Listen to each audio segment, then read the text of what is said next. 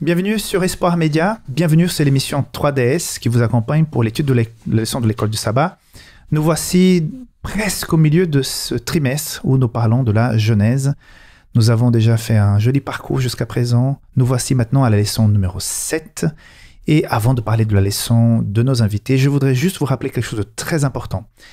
Abonnez-vous à cette chaîne, nous avons besoin de votre soutien et comme ça, en même temps, vous aurez les alertes par rapport à nos émissions. Partagez ces émissions avec vos connaissances, vos amis, qui auront de plaisir peut-être de connaître davantage la parole de Dieu. Si vous voulez savoir davantage sur Espoir Média, je vous invite à nous suivre sur Instagram. Donc, nous mettons nos activités, des jolis messages. Donc, on va interagir par ce biais. Et je voudrais aussi vous rappeler que si vous souhaitez, vous pouvez nous aider à travers DonorBox. Votre soutien va nous permettre de pouvoir produire davantage. Comme vous le savez, nous avons régulièrement des personnes qui viennent nous rejoindre. Nous avons deux habitués. Ils étaient là il y a 15 jours. J'accueille aujourd'hui David Jana. Comment ça va, David? Oui, très bien, merci. Très bien. David Jana, ancien président de la Fédération, président de la Fondation du Relais et de l'association Les Amis de Tramelan, comme on a dit il y a 15 jours en arrière. Tout à fait, ça n'a pas changé. Ça n'a pas changé en 15 jours. Merci du temps que tu prends pour repasser Avec Espoir plaisir. Média, pour Avec partager. Hein. Ouais. Daniela, professeure de Ancien Testament à Collonges-sur-Salève, notre faculté de théologie, et allemande d'origine, Oui. française de cœur. Oui. Merci de ta présence. Avec plaisir. Bonjour. Bonjour. Donc, nous attaquons la leçon Alliance avec Abraham pour le sabbat 14 mai. Et voilà, 3DS commence maintenant.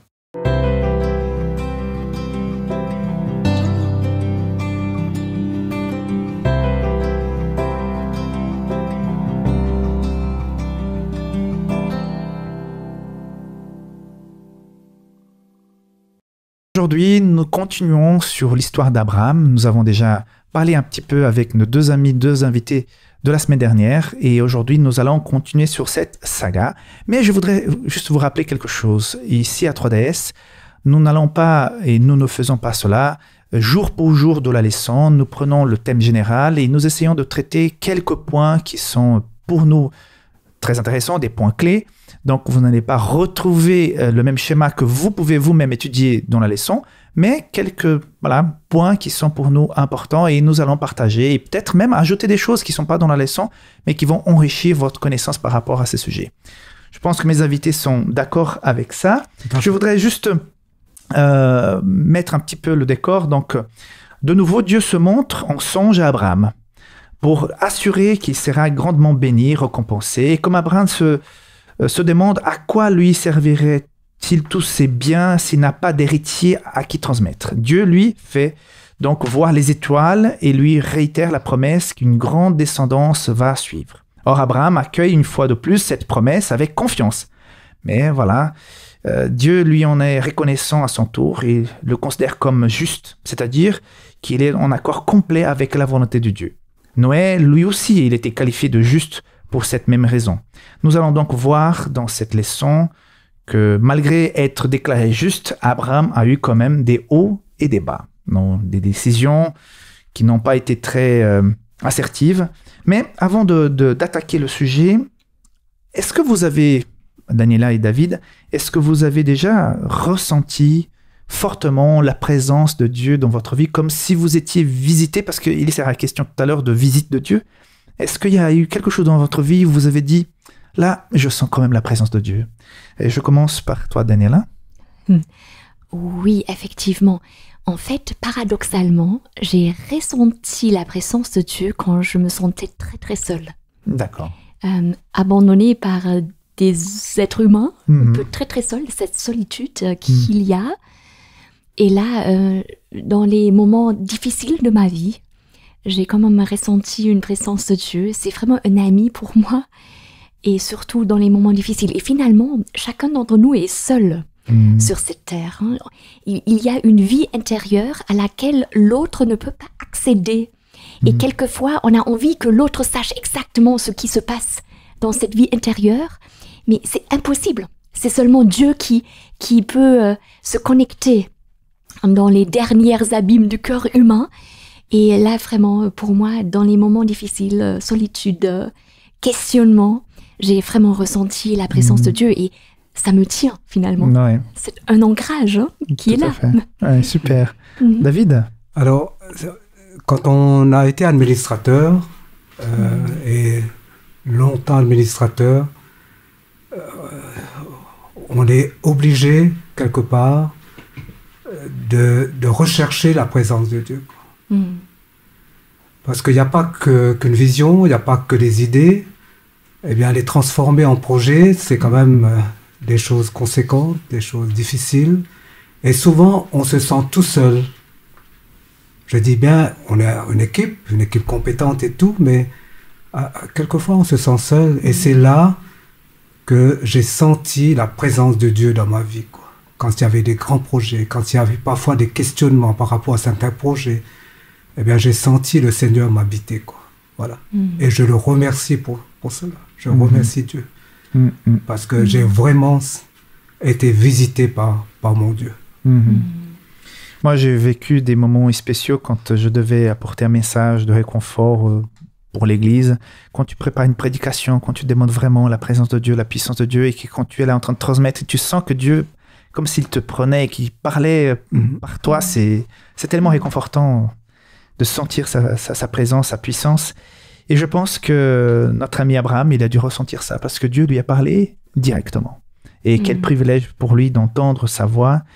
Donc, il a été visité au chapitre 12. On a vu la semaine dernière le début de son aventure. Et là, nous continuons. Dieu va à nouveau lui parler dans le chapitre 15. Va réconfirmer son alliance avec Abraham, qui a cru en lui. Par contre, après cette confirmation, s'ensuit une espèce d'offrande un peu, entre nous, hein, c'est un peu bizarre quand même. Hein. Des animaux coupés en deux, certains non, d'autres oui, des oiseaux de proie qui s'abattent sur les animaux sacrifiés. Ensuite, Abraham qui s'endort.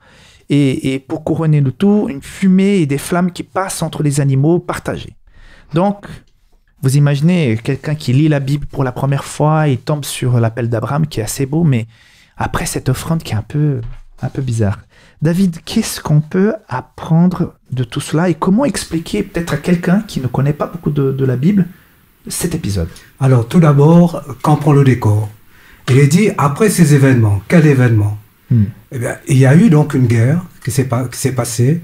Il y a donc des rois païens qui avaient vraiment mené la guerre. Et puis, pendant cette guerre, ils avaient pris donc le neveu d'Abraham vraiment en otage. C'était Lot.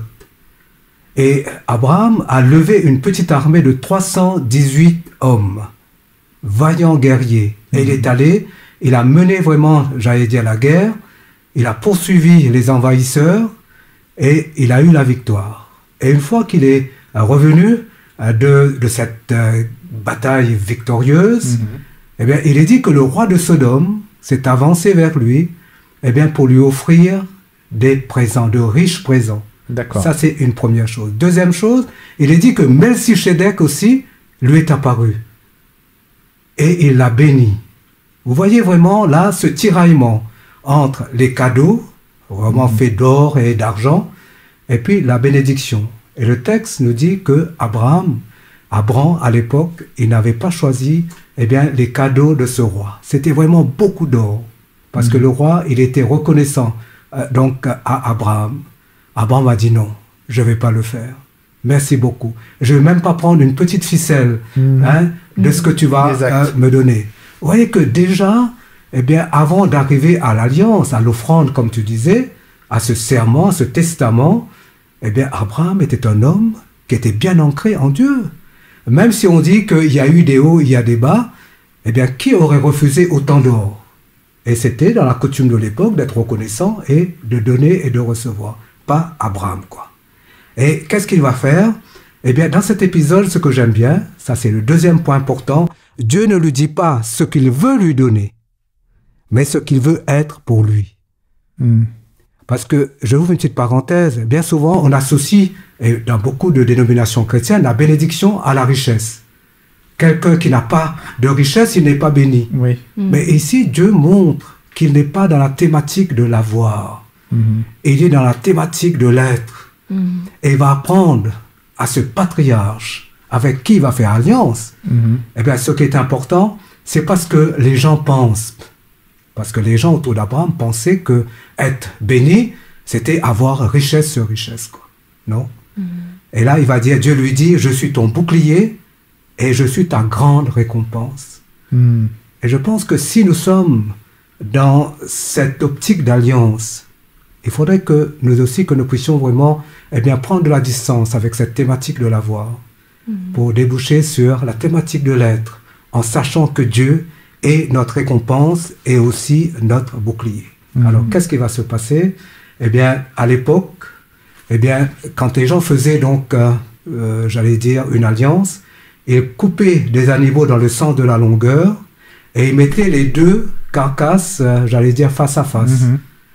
Et parfois, on a même lu certains, j'allais dire, certaines notes historiques où les gens qui contractaient l'alliance voyaient le visage de la personne avec qui ils contractaient cette alliance dans la tête de l'animal qui était là, quoi. Bon, j'exagère à peine, mais voilà, Dieu a dit, il y avait quoi?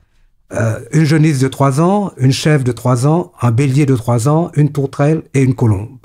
Et tout d'un coup, dans ce face-à-face, et Abraham a entrepris ce travail. Imaginez-vous, il a découpé ces animaux. Il y avait 3 grands animaux de 3 ans, et puis 2 oiseaux, il les a mis là. Et tout à coup, le texte nous dit, alors que les 2 partenaires de l'alliance devaient y passer, au milieu de ces carcasses, Abraham aura un coup de mou. Abraham, c'est plus... Abraham, oui, encore. Abraham, d'accord, excusez-moi. Abraham, va entrer dans une sorte de torpeur, nous dit le texte. Car l'histoire se passe la nuit. Et Dieu va encore lui dire quelque chose qui n'était pas agréable à entendre. Il va lui dire que sa descendance, sera aussi donc esclave pendant 400 ans en Égypte. Ce que j'aime dans ce texte, c'est que Dieu va sortir des sentiers battus. Dieu va sortir des schémas établis et préétablis. À l'époque, les 2 partenaires devaient y passer. Comme Abraham était, j'allais dire, un peu sous le choc, il était là dans une sorte de torpeur. Le texte nous dit que c'est Dieu qui va passer tout seul au milieu de ces carcasses, quoi. Tout seul. Par le feu. Par le feu. Et la fumée. C'était vraiment le feu et puis aussi donc la fumée. Et je pense que c'est intéressant. Les 2 partenaires scrupuleusement devaient passer au milieu. Et là, tout d'un coup, il y a un des 2 partenaires qui n'a pas pu passer. Et que fait Dieu? Dieu ne dit pas, l'alliance est caduque. On reviendra, tu reviendras, quand tu seras beaucoup plus fort. Dieu prend sur lui la partie qu'Abraham ne peut pas faire. Qu'Abraham ne pouvait opérer, quoi. Wow. Est-ce que ça ne nous montre pas que la grâce était déjà présente dans l'alliance, dans le Premier Testament? Moi, je vois cette alliance-là, quoi. Ça, c'est une chose. Deuxième chose, Dieu qui passe, vous savez, il faisait nuit, et lui, il était dans une torpeur, hein? Et tout à coup, le feu qui passe, d'un côté comme de l'autre. Ça symbolise quoi, alors, le feu qui passe? Ça symbolise la présence de Dieu, et que Dieu avait rempli non seulement sa part de l'alliance, mais il avait rempli les 2 parts de l'alliance. Et je dis quelque part symboliquement, je vois le Dieu qui est au milieu de ces carcasses, je vois la croix du Christ, quoi, qui est là, établie.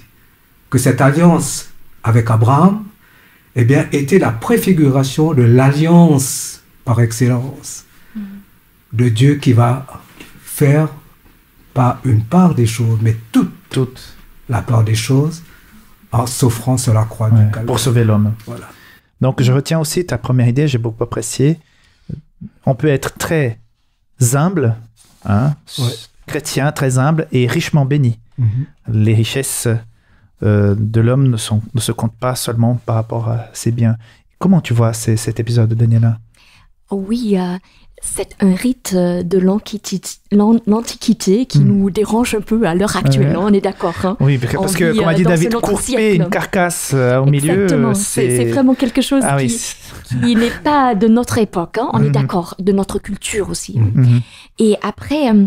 j'ai envie d'ajouter, peut-être pour compléter un peu, parce que vous avez bien dit, voilà ce qu'il faut dire.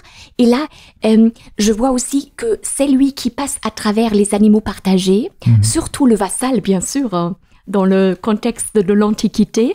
Il déclare, en passant à travers les animaux partagés, si jamais je ne tiens pas ma promesse, j'aurai le même sort que ces animaux partagés. Oui, donc c'est fort. C'est fort. Et à l'époque, la parole compte énormément. C'est l'honneur de tenir une promesse. Et là, c'est Dieu qui passe. En d'autres termes, il dit, si jamais je ne tiens pas ma promesse, j'aurai ce sort. Et il dit également, parce que Abraham, il ne passe pas, il dit, Abraham, si toi, tu ne tiens pas ta promesse, moi, j'aurai le sort des animaux partagés. Et là aussi, donc Dieu y passe, hein, la fournaise fumante, ça rappelle Sinaï aussi. Hein. Voilà un vocabulaire qui est là. Et aussi l'obscurité, parce que vous avez déjà fait le lien avec le Nouveau Testament, mais lorsque le Christ est cloué à la croix, il y a une obscurité profonde. Oui. Voilà, il y a même un vocabulaire qui se rejoint finalement entre ces deux épisodes. Il y avait la nuée aussi. Exactement. Donc il y a quelque chose, un Dieu qui s'engage à fond. Et qui dit, et c'est le drame de Dieu, parce que Dieu, il tient la promesse. Il garde l'alliance jusqu'au bout, coûte que coûte. Et son partenaire, Israël, il bafoue l'alliance, il trahit l'alliance. Et donc, c'est lui qui va payer pour cela. Hein. C'est un Dieu qui dit, d'accord, j'encaisse. J'encaisse, hein, finalement. Je m'engage à fond. Donc, aujourd'hui, on dit, lors d'une relation, où on dit, si tu ne vis plus ce que je veux que tu vives, je me casse. Hein. Mais Dieu, il dit non, même si tu n'es plus ce que tu devrais être, je reste. C'est un peu ça. Hein. C'est un Dieu qui s'engage à fond. Ouais, très bien. Dans la suite, on a, Daniela, une histoire assez compliquée. On pourrait même faire un feuilleton, tellement la chose se complique. Oui. Je parle d'une espèce de GPA, donc gestation pour autrui, ancienne, hein, parce qu'ils vont prendre une mère porteuse. Et là, on comprend par la lecture que Dieu parle avec Abraham au chapitre 12, Dieu parle avec Abraham au chapitre 15, mais à un moment de silence, justement quand Abraham va vivre quelque chose qui n'est pas selon les plans de Dieu. Pourquoi Abraham, qui a cru dans le chapitre 15, est si passif et laisse faire sa femme quand elle lui propose de prendre Agar? Comment... ça me rappelle un peu Adam et Ève quand ils ont eu cette face-à-face avec Dieu. Là, le moment où ils sont éloignés de Dieu, c'est là que l'infidélité est rentrée. Est-ce que nous souffrons aussi de cette passivité, la passivité d'Abraham devant sa femme, la passivité d'Adam devant Ève, notre passivité peut-être devant le péché aujourd'hui, faire en sorte que non, il n'y a rien qui se passe, on laisse couler. Comment tu vois ça? Oui, tout à fait, parce que finalement, il y a 7 rencontres entre Dieu et Abraham, ou Abraham, 7. Et la première rencontre commence avec Bâton, Lech Lecha, deviens qui tu es, ou va vers toi aussi, on pourrait traduire comme ça. Et la dernière rencontre, Genèse 22, ça commence aussi avec va-t'en. Donc on a vraiment un beau cadre. Et là, c'est vrai, c'est un épisode qui est peut-être compréhensible à la lumière de la culture de l'époque. Parce que ce que Sarai, femme d'Abraham, fait est totalement culture, hein, normal à l'époque. Et le texte, il ne porte pas de jugement là-dessus, hein, il faut le dire. Ouais, c'est vrai. Et le texte raconte. Il raconte. Et là, on voit, c'est vrai, l'homme, ou Abraham, dans cette histoire, il évite, on a l'impression il évite le conflit, hein, il veut pas, il veut pas s'impliquer, hein, la femme devient une menace, on l'a dit la dernière fois, hein, on n'a pas envie de se mêler, voilà, on a peur de l'autre, l'altérité, etc. C'est compliqué, les relations humaines et aussi le couple, c'est compliqué jusqu'à l'heure actuelle, hein. Et là, c'est vrai, Abraham il écoute la voix de sa femme. Et Adam, il écoute la voix de sa femme. Donc, le mécanisme se répète. On écoute. au lieu d'écouter Dieu, peut-être au lieu d'être celui qui dit là, non, dialoguons pour réfléchir, qu'est-ce qu'on va faire, n'est-ce pas, on écoute l'autre, on n'a pas le courage d'aller contre, n'est-ce pas, c'est humain finalement. Mais quelquefois, les hommes, j'ai l'impression, le sujet commence à être intéressant. On tendance à se tirer un peu de l'affaire. Oui. Pour garder la paix à la maison. C'est un peu ça aussi. Je sais la pas. Paix dans le ménage, on garde silence. Peut-être. Oui, ça arrive souvent, oui. Oui, c'est peut-être un peu l'être humain brisé avec ses peurs, ses angoisses. Une situation compliquée aussi, faut le dire. Très, très compliqué. David, comment tu vois cette situation? Moi, je vois tout simplement qu'Abraham a appliqué la loi. Oui. D'après le code d'Hammurabi, eh bien, on pouvait très bien, donc, c'est-à-dire quand une femme était stérile, elle pouvait donc proposer à son époux une des servantes. Donc, il n'y avait rien à redire là-dessus. Seulement, souvent, on se cache derrière la loi. On voit aussi que des hommes, qu'on dit le sexe fort, parfois, veut absolument, j'allais dire, garder une forme de neutralité, pour ne pas dire une forme de paix, quoi, comme ça a été dit. Et puis, quelque part, je pense que l'âge a quand même aussi érodé un petit peu la confiance par rapport à la descendance. Parce qu'il arrivait gentiment vers les 100 ans, quand la promesse s'est réalisée. Et puis, Dieu, il va parler à Dieu, il va dire, écoutez, moi, mon héritier, c'est vraiment Eliezer de Damas. C'est déjà écrit, c'est codifié, c'est bon. Ça aussi, c'était d'après le code de l'époque. Et tout d'un coup, eh bien, quand sa femme lui propose, il dit, écoute, bon, bah, peut-être c'est plus proche encore, je vais essayer. Parce que d'un côté, il avait juxtaposé l'alliance de Dieu, qui deviendra vraiment une grande nation, il y aura une grande descendance. Et puis aussi cet épisode pour dire, écoutez, pourquoi ne pas quelque part, eh bien, tout en étant dans les lois, eh bien, aider un petit peu l'histoire, quoi. Mais ma question était, comment faire pour s'en sortir de cette passivité? Est-ce que parfois nous, on est en face du péché, en face de quelque chose qu'on voit que ça joue pas, et on fait semblant de mettre ça sous le tapis? Vous voyez, parfois on rencontre des personnes qui vivent des choses, elles comprennent que c'est pas selon le plan de Dieu, et ils laissent faire. Comment vous voyez ça? Comment peut-être aider les gens à se réveiller? Est-ce que vous avez peut-être passé par ça? Vous avez rencontré quelqu'un que vous avez pu aider? Comment s'en sortir de cette léthargie? Oui, c'est une bonne question, surtout parce qu'on vit dans un contexte où on est débordé, tout le monde est débordé. On a tous nos chantiers personnels, le travail, la société qui nous pousse à être actifs tout le temps. On ne prend pas le temps pour réfléchir, pour voir l'autre dans une situation compliquée, pour grandir ensemble, parce que le dialogue, ça prend du temps, et l'engagement, ça prend du temps, le relationnel, ça prend du temps. Et là, on voit, voilà, c'est vraiment peut-être une prise de conscience de ralentir. Je ralentis, je commence à réfléchir, je veux me confronter aux vraies questions, coûte que coûte, avoir le courage, et aussi dire, d'accord, on est sur cette terre pour être une bénédiction. C'est aussi l'alliance. Être une bénédiction, une bonne nouvelle pour l'autre. C'est un peu ça. Ouais, très bien. Tout à fait. Oui, moi, je pense aussi que c'est le nom qui structure, pas le oui toujours. Alors qu'on nous a appris quelque part à dire oui. Eh bien, tu es chrétien, tu es gentil, tu dis oui. Pour plaire. Et on pense, alors qu'un enfant a besoin du nom pour se structurer, quoi. Les limites, Les limites. Et puis, en tant qu'adulte, en tant que pasteur, ça m'est arrivé, comme toi aussi, sûrement Daniela aussi, quand on accompagne les personnes, eh bien, d'être clair, d'être sincère, d'être authentique, de dire, ok, eh bien, vous voyez les choses comme ça, voilà comment moi je les vois. Mais ça, je vois différemment. Sans vraiment brusquer la personne, mais parfois, la personne qui est en face de nous a besoin d'authenticité, a besoin de clarté, a besoin de vérité, n'a pas besoin vraiment qu'on la balade, quoi. Et la bonne nouvelle, c'est une parole vraiment qui est authentique, qui est sincère, qui est sans cire, sans vernis, quoi. Et avec beaucoup d'amour, de sensibilité surtout. Pour l'autre. Hein. C'est être sensible pour l'autre. Et l'amour change tout. Hein. Oui, tout à fait. On avance dans cette leçon. Donc Dieu a parlé directement avec Abraham, donc chapitre 15, et après plusieurs années de silence, notamment dans l'épisode que je viens de mentionner. Et ils vont se reparler dans Genèse 17 pour lui confirmer l'alliance, changer leur nom.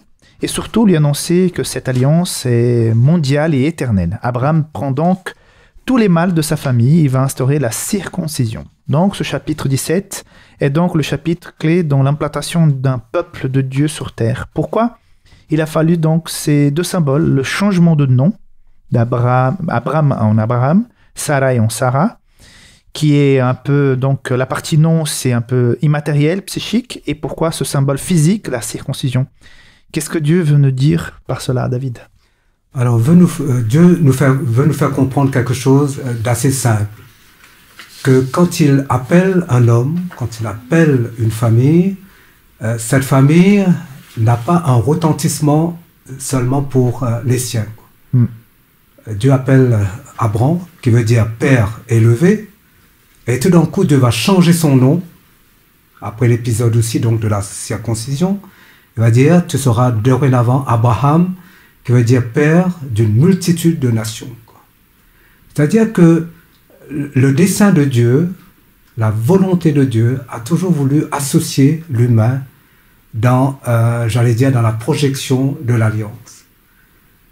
Et en choisissant Abraham avec sa famille, et on va le voir, quand Abraham va enfin comprendre que Dieu avait un projet pour lui, qu'il allait le réaliser, qu'il sera non seulement son bouclier, mais aussi son alliance, eh bien, Abraham va comprendre qu'il sera une multitude, qu'il sera le père d'une multitude.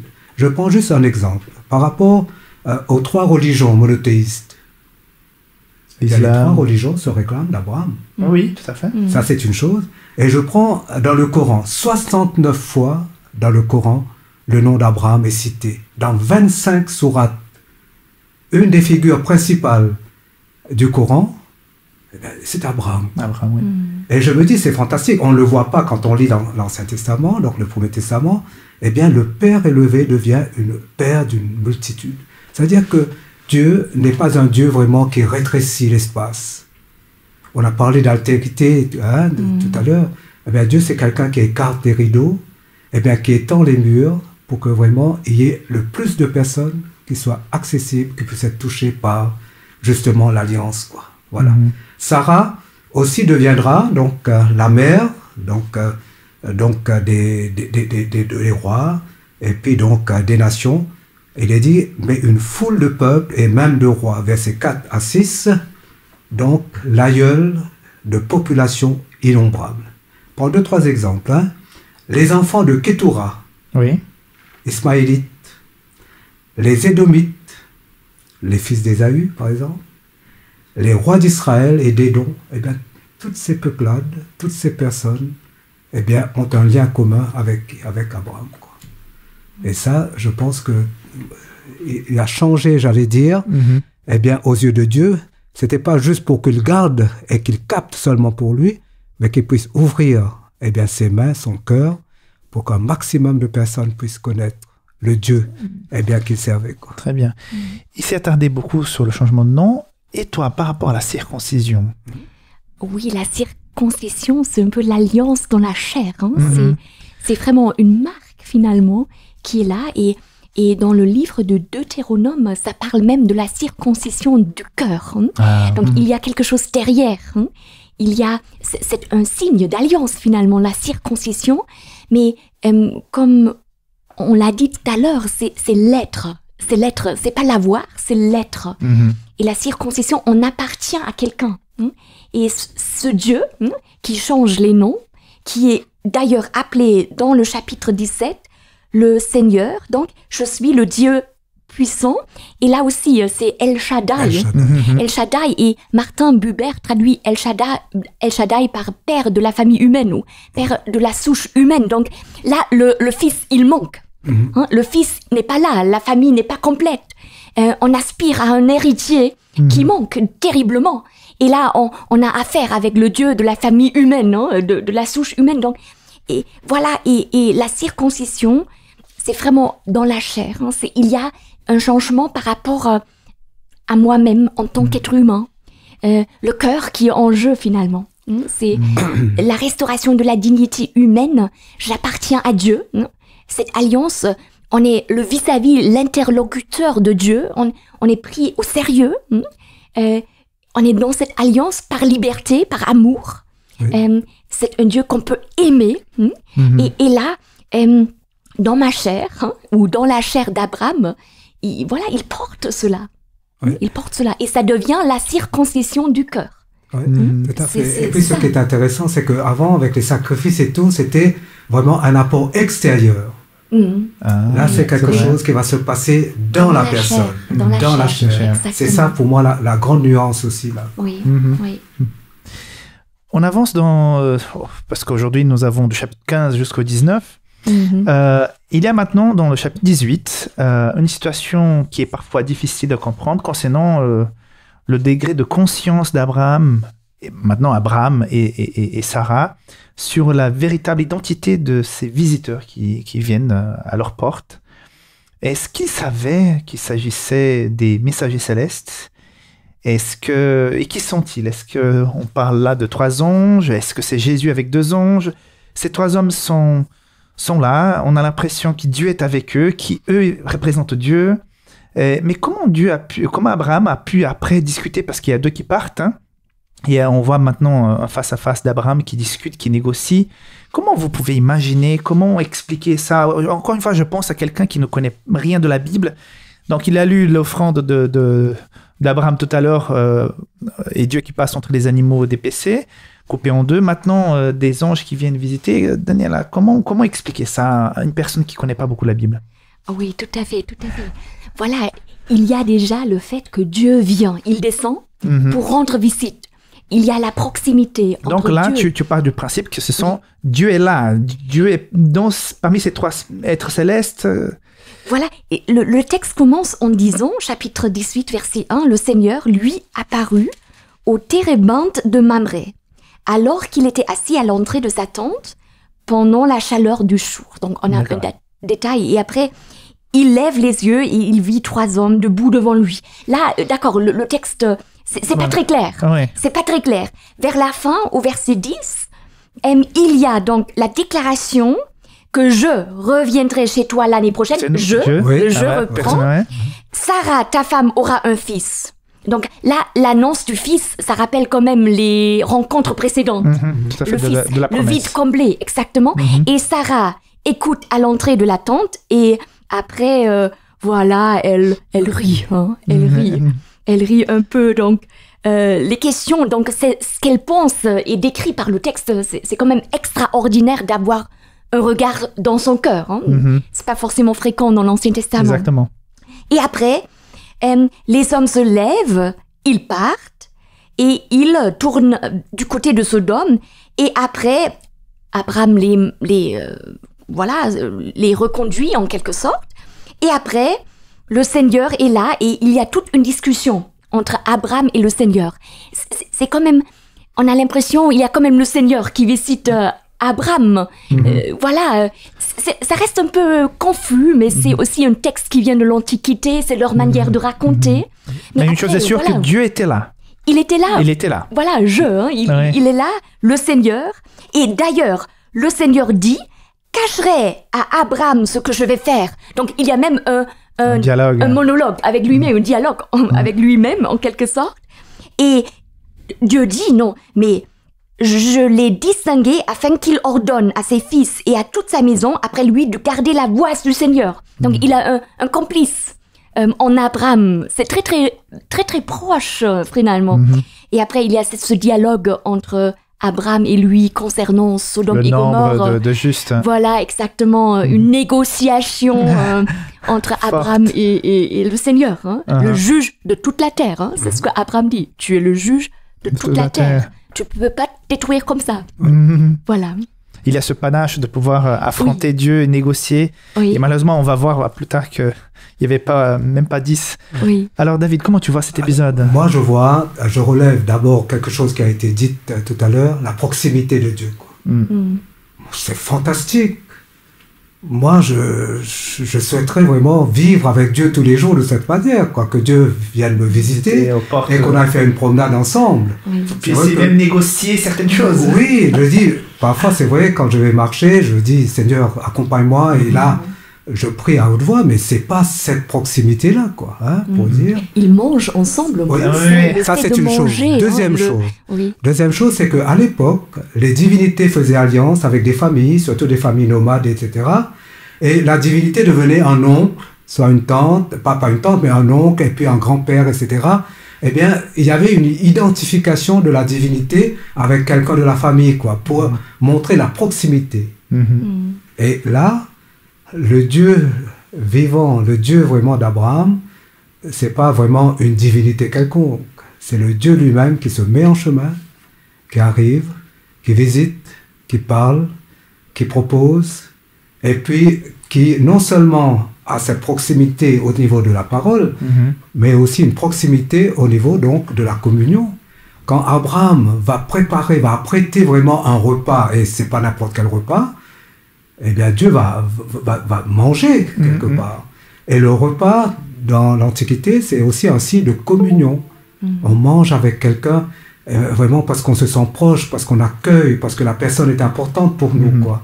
Et pour Abraham, avant même que les visiteurs vraiment s'installent, il est allé faire préparer, apprêter quelque chose, quoi. Et moi, je me dis, mais quel Dieu!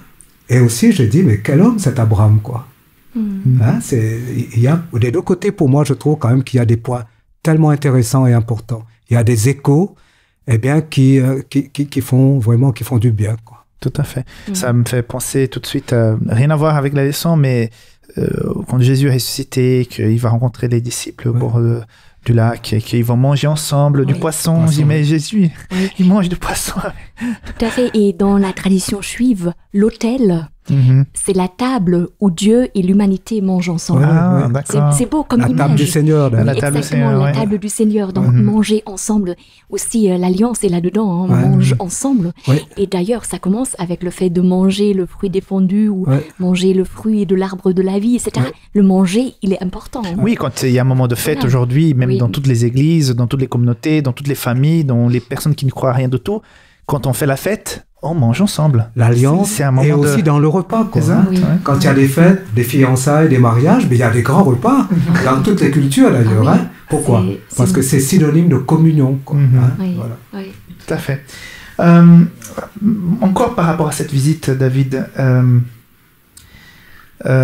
cette visite montre aussi, à quelque part, l'importance de l'hospitalité, parce que ces êtres auraient pu passer comme ça et Abraham pourrait faire semblant que rien s'était passé, mais ils sont reçus d'une façon royale. Abraham ne les connaissait pas, hein, mais j'imagine à ce moment-là que c'était pas la grande ville, hein, il n'y avait pas des gens qui passaient comme ça. Mais pourquoi cette visite? Parce que il aurait pu se révéler à Abraham encore une fois en disant ta femme va tomber enceinte dans une année. Il n'avait pas besoin de se présenter comme ça. On peut, humainement parlant, hein, avec des gens qui viennent vraiment manger à la maison. Quelles sont les valeurs que Dieu voulait nous transmettre par rapport à cette visite physique? D'abord, Dieu aime l'humanité, quoi. Dieu n'a jamais cessé de montrer qu'il aimait et qu'il aime l'humanité. Moi, c'est la première leçon que j'extirpe de cet épisode, quoi. De cette visite. C'est vrai que Dieu aurait pu faire autrement, tu l'as dit. Envoyer un mail céleste avec un message. Envoyer l'ange Gabriel, tout ça. Mais si Dieu se déplace, c'est que quelque part, celui qui est en face de lui est tellement important, quoi. Même dans le jardin d'Éden, Dieu s'est déplacé, quoi. Il est allé à la rencontre de l'homme qui était en perdition, qui était vraiment dans une difficulté énorme. Et que va faire Dieu avec Abraham? Il va manger. L'hospitalité, eh bien, c'est aussi un signe de proximité vraiment avec l'autre, quoi. Et quand on parle de religion, quand on parle vraiment de spiritualité, je pense qu'on ne peut pas occulter cette dimension relationnelle. Je ne peux pas dire que j'aime Dieu, et d'ailleurs Jésus l'a dit, tu ne peux pas dire que tu aimes Dieu si tu n'aimes pas celui qui est à côté de toi. Quoi. Et ça, c'est important. Et ce que je dénote aussi dans le Premier Testament, par exemple, le Deutéronome 10, verset 17, Dieu, le Dieu fort et puissant de l'univers, va s'identifier à des marginaux, à la veuve, à l'orphelin. Parce que souvent, quand on voit le Dieu, eh bien, on se dit, c'est le Dieu vraiment de la fureur, c'est le Dieu de la puissance. Pas du tout. Il est dit, dans Deutéronome 10, 17 à 18, le Dieu fort et redoutable, qui ne juge pas sur l'apparence et ne se laisse pas corrompre par des présents, il fait droit à la veuve et à l'orphelin, et il aime l'immigré et lui donne du pain et des vêtements. Quoi. Alors, tu parlais d'hospitalité. Exactement. Voilà. Alors, souvent on dit que c'est une valeur cardinale dans le Deuxième Testament. Le Dieu du Premier Testament, il est un peu sévère, non, voilà. Et Psaume 146, il est dit, Dieu redresse ceux qui sont courbés, ceux qui sont pliés, eh bien, sous un fardeau quelconque, les aléas de la vie, hein. Dieu aime les justes, il protège les immigrés, il entoure la veuve et les orphelins. Et Zacharie va dire, n'opprimez pas la veuve, l'orphelin, le pauvre. Vous voyez, à chaque fois, c'est en qui Dieu a eu cette sensibilité de dire à Israël, même dans ses codes, n'oubliez pas la veuve, n'oubliez pas les étrangers, n'oubliez pas les gens les plus vulnérables. Aujourd'hui, les sciences sociales pensent qu'elles ont découvert, vraiment, j'allais dire, qu'elles ont tout découvert. Non, le Dieu que nous servons est un Dieu qui a mis des jalons sur notre chemin pour que nous soyons bien, mais que les autres aussi qui sont en contact avec nous soient bien. Quoi. Voilà le sens de l'hospitalité. Oui, ça me fait penser parce que ça fait déjà quelques mois déjà que cette guerre a commencé en Ukraine. Ouais. Et je suis étonné, j'ai vu quelques images de l'accueil des réfugiés qui arrivent en Roumanie, en Pologne. Et je vois cet élan d'hospitalité, des gens qui viennent à la frontière chercher du monde pour les ramener à la maison, des gens qui ne connaissent pas, des gens qui ne parlent même pas la même langue. Je suis étonné de voir, et en même temps, ce sont des pays chrétiens, et je vois le Christ là-dedans, qui vient à la rencontre des personnes qui sont fragiles, qui sont dans une situation de fragilité, qui vient à leur rencontre. Comment tu vois donc cette visite de Dieu chez eux? Oui, et là... on parle de l'accueil de l'autre, parce que Abraham, il accueille Dieu. Donc Dieu, il vient, il chemine avec l'être humain. Il se fait inviter. Il se fait inviter.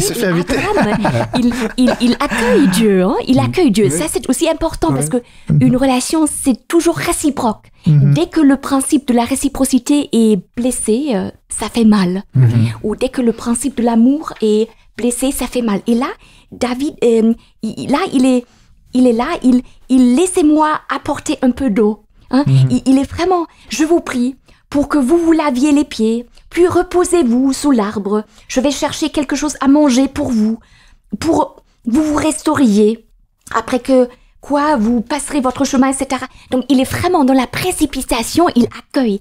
Et là, c'est aussi une belle leçon à tirer. Au petit soin, hein? Oui, c'est vraiment accueillir l'autre, accueillir Dieu. Parce que dans chaque être humain, il y a le visage de Dieu. Accueillir l'autre, être son serviteur, être le serviteur de tous. Prendre soin de l'autre, partager. Voilà, c'est la proximité entre nous. On est tous frères et sœurs, parce qu'on fait partie de la famille humaine, c'est un peu ce qu'on voit, ceux qui accueillent des familles qu'ils ne connaissent pas, etc. Cette solidarité entre nous.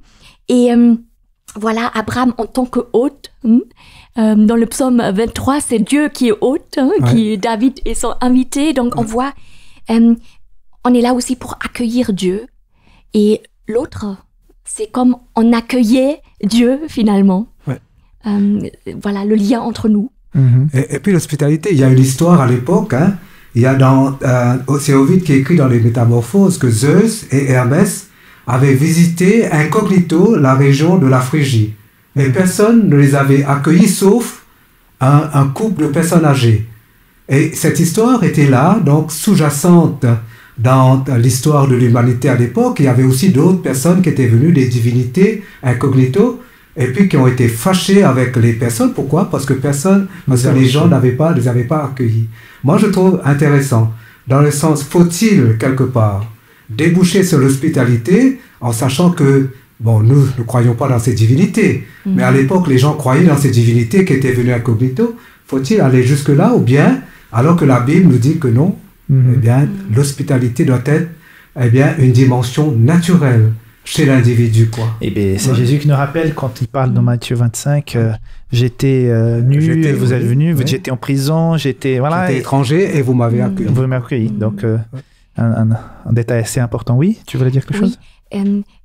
Tout à fait. C'est aussi avoir le regard pour l'autre et de voir c'est lui qui a vraiment besoin d'être soutenu. Ouais. Parce qu'il y a aussi une justice.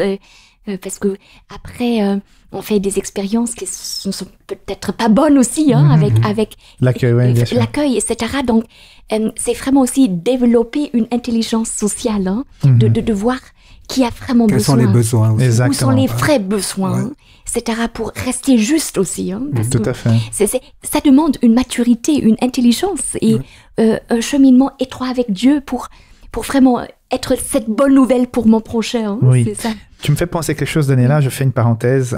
Une expérience dans ma vie de famille. Une fois, on a reçu des ex-voisins qui étaient partis ailleurs, qui ont demandé de venir pour une semaine. Et après 3 mois, ils étaient toujours là. Je peux vous dire que les tensions à la maison ont commencé parce que ma mère a dit, mais écoutez, une semaine, c'est bien, mais ils sont venus pour une semaine, ça fait 3 mois. Et qu'est-ce qu'on fait? Il faut savoir quelles sont les intentions. Et je me souviens que c'était un moment assez fort parce qu'on a dû discuter de ça, parce que l'accueil n'était pas un accueil sain.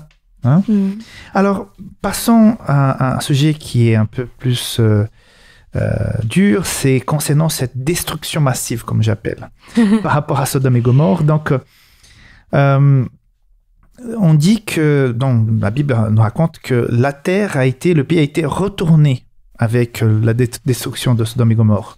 De la même manière que le déluge a retourné la création originale. Dans la destruction de Sodome, nous avons également un événement annonciateur de la destruction à la fin des temps. Pourquoi Dieu a dû passer par cette case de destruction massive pour cette région? Après le marchandage avec Dieu, finalement, bien moins de 10 personnes ont été sauvées. Est-ce que ça sera aussi pareil pour la fin des temps? Est-ce qu'il y a peu de personnes qui seront à quelque part trouvées dignes de recevoir le salut et sortir de cette destruction? On sait que c'est inévitable. Le monde aura une fin. C'est pas la vie éternelle, celle que nous vivons ici. Cette terre ne peut pas continuer éternellement. Ça doit s'arrêter à un moment donné. Dieu doit faire justice. Mais vous pensez que les personnes qui vont accueillir Dieu, qui vont sortir de cette ville, seront si peu nombreuses? Qu'est-ce que tu en penses, Daniela? Voilà, c'est une question à laquelle je ne peux pas répondre, définitivement. C'est clair. Une question difficile, je sais, mais voilà, il faut débattre. Oui, tout à fait. Mais on peut peut-être comprendre que dans ce texte de Genèse 18, il est dit que, voilà, Dieu, il entend les cris. Donc, les cris qui sont venus jusqu'à moi. Donc, on voit, il y a vraiment dérapage de la part de l'humanité. Il y a des cris, il y a que souffrance, et tout dérape finalement. Et là, Dieu intervient, mais on voit aussi, c'est un Dieu qui est le juge de toute la terre. Donc, il sait, il lit les cœurs, il connaît les biographies, les historiques. Il faut aussi voir ce Dieu derrière cela, qui sait exactement ce qui traverse notre cœur et qui aime l'être humain jusqu'au bout. Il veut récupérer, il veut sauver, la Bible parle d'un reste qui revient au Seigneur. Donc, c'est vraiment un Dieu qui veut sauver, qui aime l'être humain, qui est attaché à l'être humain jusqu'au bout. Et même là, on a une situation à Sodome et Gomorrhe où tout crie vers Dieu parce qu'il y a trop d'injustice. Et là, je vois un Dieu qui a de la peine plutôt de détruire.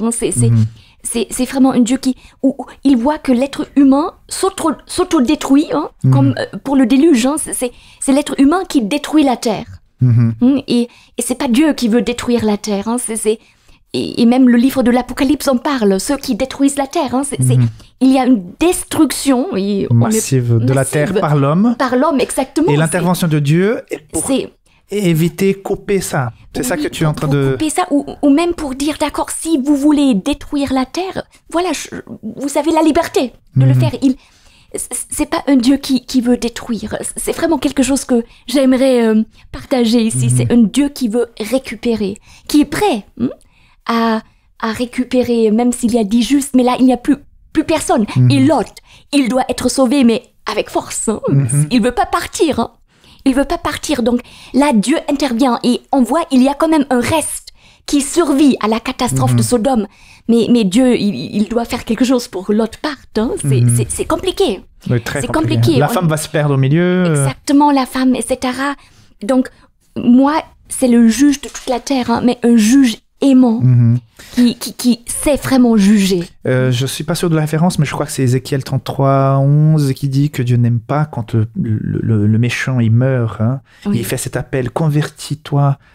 Hein, et Dieu n'a pas plaisir dans la mort de l'impie. Donc, je suis pas sûr de la référence, mais je pense que c'est Ézéchiel 33. Comment tu vois cette destruction, intervention de Dieu? Tout d'abord, je vois le Dieu qui n'est pas le Dieu de la mort, mais le Dieu de la vie, quoi. Ça, c'est la première chose. Deuxième chose, c'est qu'à un certain moment, le péché était arrivé vraiment à son comble, à un niveau qui n'était plus acceptable, qui n'était plus possible, quoi. Rappelons que les habitants de Sodome voudraient violer les hommes qui venaient d'arriver. Donc, à quel point la méchanceté était... Et c'est pas seulement la méchanceté au niveau sexuel, mais il y avait la méchanceté au niveau de la violence. Quand on voit donc à Sodome, et souvent on oublie cet aspect. À Sodome, il y avait une violence telle qu'elle criait jusqu'à Dieu, quoi.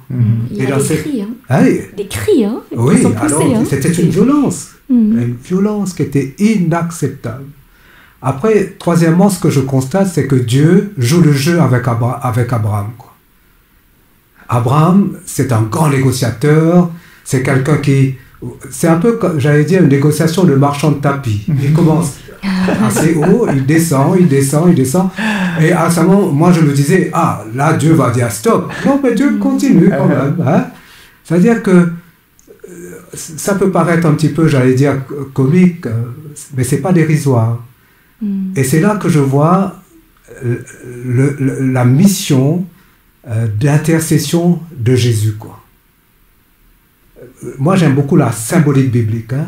Quand je me dis, Abraham, eh bien, il va commencer assez haut, et puis il va descendre, et à la fin, il va rester combien? Le texte, eh bien, termine, j'allais dire, sur, eh bien, l'amour de Dieu, quoi. C'est un Dieu qui se laisse faire, entre guillemets, alors qu'il est le Tout-Puissant, eh bien, Dieu se laisse quelque part, eh bien, attendrir, même s'il y avait 10 justes. Okay. Et ça, je trouve fantastique. Oui. Et en filigrane, que vis-je et que vois-je? Eh bien, le ministère de Jésus, quoi. L'intercession. Son intercession. Et comment il ne lâche pas, il va jusqu'au bout. Et comment Dieu est un Dieu rempli, pétri d'amour, quoi. Et que son seul but, c'est de sauver l'humanité, quoi. Ça, voilà ce que je vois. Oui. Et aussi le respect de Dieu à l'égard de notre liberté. Parce qu'on a ça choque peut-être, mais on a la liberté de détruire la terre. Hein. Oui. Il nous laisse... Voilà, c'est compliqué, hein, cette question de libre arbitre. Hein, parce que ça fait mal. Hein, il peut être très dangereux. Hein. Oui, ça peut être très, très dangereux. Ça a été perverti, d'ailleurs. Absolument. Et là, on voit un Dieu qui aime l'être humain, mais si le mal le ronge, et si l'être humain ne lâche pas le mal, voilà, le mal va le détruire. Hein. C'est vraiment complexe. Et c'est un texte de l'Antiquité qui raconte un peu selon l'Antiquité. Hein, mais on voit un Dieu qui aime quand même, qui reste aimant jusqu'au bout, hein, tout à fait. Qui pleure lorsqu'il doit détruire. J'ai parfois des gens qui me disent, mais si Dieu est tellement amour, pourquoi il y aura cette destruction et tout? Pourquoi tout le monde n'est pas sauvé comme ça? Je dis, Dieu, il vient pas tuer l'homme. Dieu vient tuer le péché. Dieu vient éliminer le péché. Mais si les hommes choisissent avec leur liberté que Dieu leur a donnée de s'accrocher au péché, quand le péché sera éliminé, ces personnes vont avec parce qu'elles ont décidé de leur plein gré. Propre chef. Et ça, c'est la liberté que Dieu nous donne. Donc, c'est difficile de voir la destruction, oui, mais il faut penser au résultat. Dieu le fait par amour, je pense qu'en pleurant, pour donner, pour nous sauver, pour faire en sorte que l'humanité puisse continuer, que le plan de départ puisse à nouveau venir. Hein. Et la possibilité de s'attacher à Dieu, elle est là. C'est-à-dire, on n'est pas obligé de détruire la terre. Dieu a frayé un chemin où l'être humain peut vivre vraiment avec liberté et dignité en protégeant la nature aussi. Il faut garder cela à l'esprit. Il y a un échappatoire à l'irrationalité du mal.